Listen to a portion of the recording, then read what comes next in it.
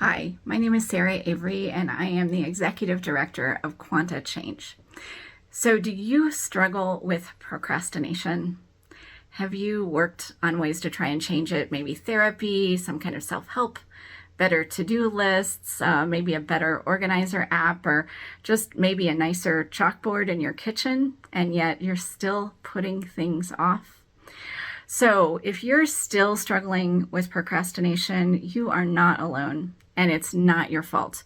It's because the root of procrastination is something called learned distress. And it's stored in your brain in a way that makes it inaccessible to most of the ways that we try and bring about positive change in our lives. So learned distress is the Quanta Change term for the feeling that you absorbed very early in life that there's something wrong with you, being just the way that you are. And learned distress becomes the automatic generating force behind all of our negative situations and patterns in life, beyond any say that we have in the matter.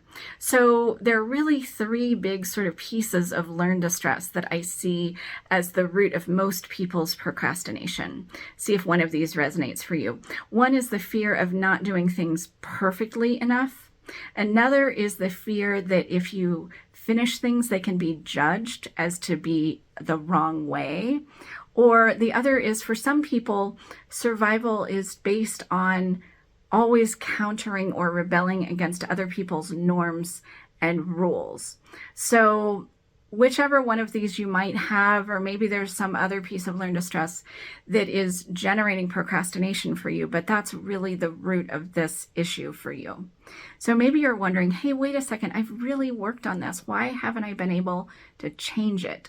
Well, that's because learned distress is stored in your brain at this very deep feeling level that makes it inaccessible to your rational thinking brain. So that's to say that just understanding the problem or thinking differently or doing things differently can't really get at that deeply held feeling that there's something wrong with us that's generating these negative patterns. In other words, you cannot think or act your way out of your learned distress. But the good news I have is that Quanta Change, the work that I've been doing for the last 22 years, was actually developed to get to this very deep feeling level and peel off layers of learned distress permanently.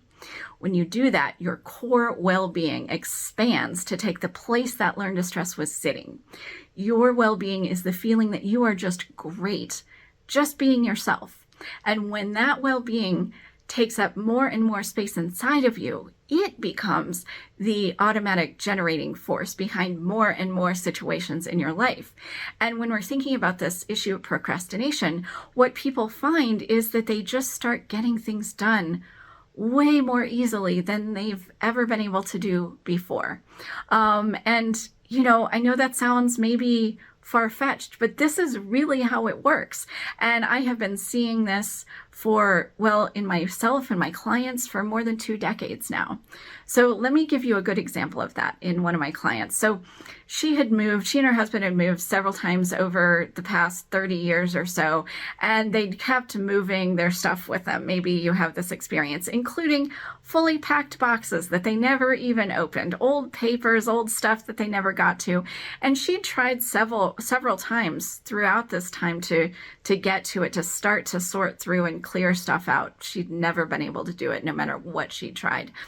But just as happens with a lot of people with Quanta Change, she woke up one day and something had shifted. Something felt different in her, and she just started into it. And in 1 month, she got through 30 years of accumulated stuff and got through it all and sorted and cleared it out.